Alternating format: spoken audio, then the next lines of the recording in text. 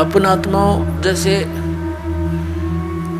हमारे ये अध्यात्म मार्ग में आप कति जीरो हो चुके हो, और दास भी उसी स्थिति में था।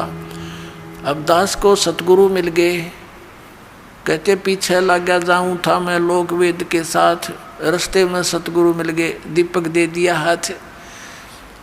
अब ये इतना बड़ा अध्यात्म मार्ग है कि जैसे हम सत साहिब बोलते हैं और पहले राम राम बोलते थे, इसका कारण क्या था? ये मंत्र जाप करने का नहीं था, ये केवल याद दिलाने का होता है कि भाई इस संसार में भगवान बिना कुछ नहीं, और जो गुरुजी ने मंत्र दे रखा है उसकी भूल ना पड़े।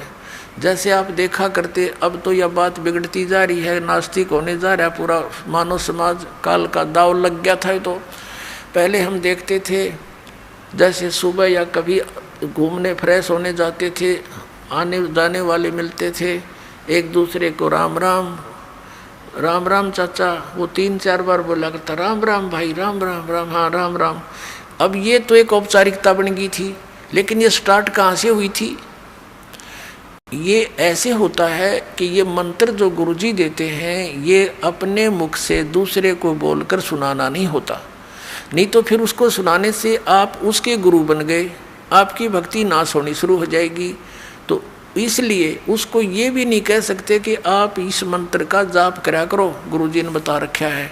जैसे प्रत्येक व्यक्ति को सलाह दी जाती है कि प्रतिदिन भगवान को याद करो, मंत्र का जाप करो, भूल ना पड़े, संसारिक कामों में भूल ना पड़नी चाहिए, भगवान को याद रखा करो।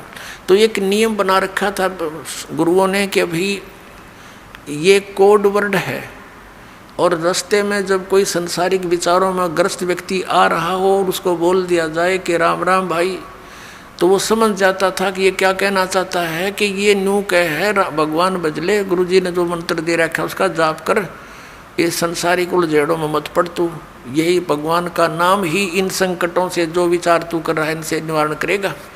तो वो भूल पड़ी हुई उसके चेतन हो जाता था, और कुछ देर तक वो फिर उस मंत्र को जाप करता हुआ सफर में चलता रहता था। फिर कोई भूल पड़ती थी, आगे दूसरा टकरा जाता, राम राम भाई, हाँ राम राम राम राम। उनका उद्देश्य ये होता था कि मंत्र न याद रखियो, भूल ना पड़ जाए इस मंत्र की। तो पहले राम नाम कोई जाप का नहीं था, केवल ओम नाम देते थे ऋषि, दैट्स ऑल। और उसको गुप्त रखना इसलिए अनिवार्य था कि तुम किसी को बताना नहीं, नहीं तो तुम गुरु बन गए, तुम्हारा फिर काम बिगड़ गया, तुम अधिकारी हो नहीं, दोनों चोट चपट। तो और याद दिलाते रहना एक दूसरे को। इस राम शब्द जब ये बोल रहे हैं तो ये समझ लेना, ये कहना चाह रहा है कि भगवान का वो मंत्र गुरुजी का याद कर, जाप करा करो, इस भगवान बिना संसार में कुछ नहीं है। तो ऐसे हम सत साहिब बोलते हैं।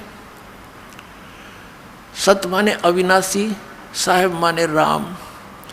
अविनाशी राम के हमारा जो परमात्मा है वो अविनाशी राम है, और उसका मंत्र, उसके पाने का ये जो विधि है, इसको याद रखो, भक्ति करा करो, सत साहिब जी सत साहिब।